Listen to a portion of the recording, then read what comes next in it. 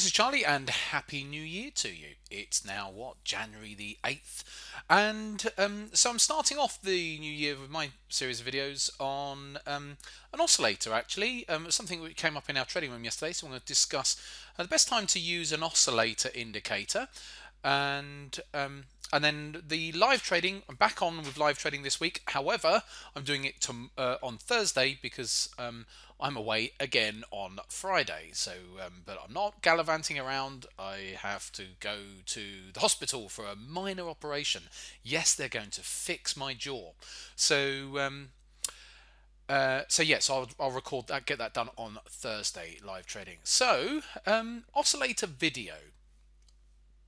So we were talking in our live trading room just yesterday. I was discussing, when is a good time to be using an oscillator. We were having a discussion about a stochastic. So if I put a stochastic on,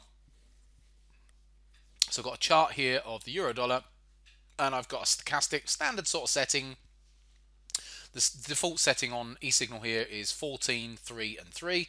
Other charts may be slightly different to that. There might be 12, 3, and 3, but it's here, not there, really. So the reason we were talking about this in the trading room yesterday is because the euro dollar since November has been pretty choppy.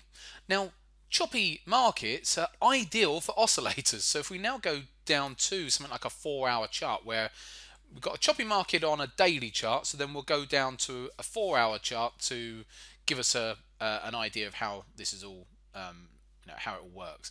So stochastic, the traditional way of utilizing a stochastic is when the stochastic gets above the 80 line. We've got the 80 line up here, we've got the 20 line down here. When a stochastic gets above 80, and then they cross back down, you sell. When they come below 20 and they cross back up, you buy. And in sideways markets, you can see that actually there's a couple of instances that here wouldn't have worked. Here maybe, I don't know, maybe not. But overall, there's plenty of instances where in a choppy overall market condition, so in a sideways market condition, that when a stochastic gets below 20 or above 80, and then they cross, they give decent signals. They're not going to be right on every one. They give decent buy or sell signals.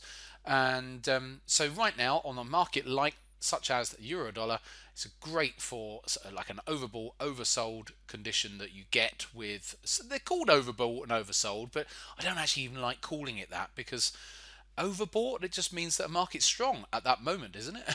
Not necessarily weak. But anyway, when a stochastic gets into above 80 or below 20, as you can see, if going back to November here, then we can see, and prior to November we were a bit more trendy.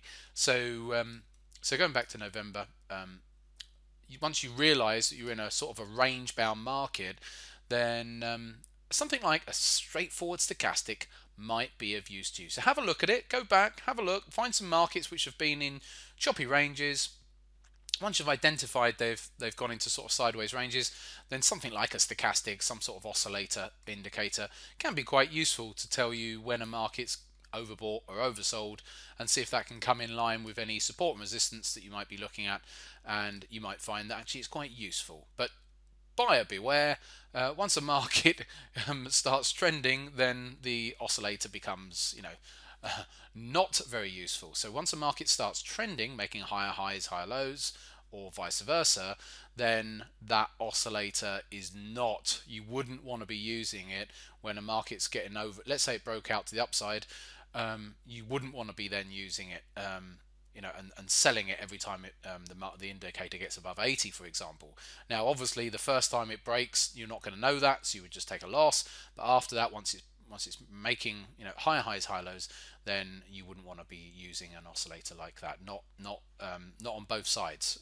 If it's trending, you could still use it when it gets oversold, so to speak, within the context of the upwards trend, but you certainly wouldn't want to be selling it when it gets into the overbought condition, because it's now trending, and that's much more dangerous, because trends and markets can remain overbought for longer periods once they start going into trending conditions. Anyway, hopefully that's of use to you, and I'll see you on Thursday.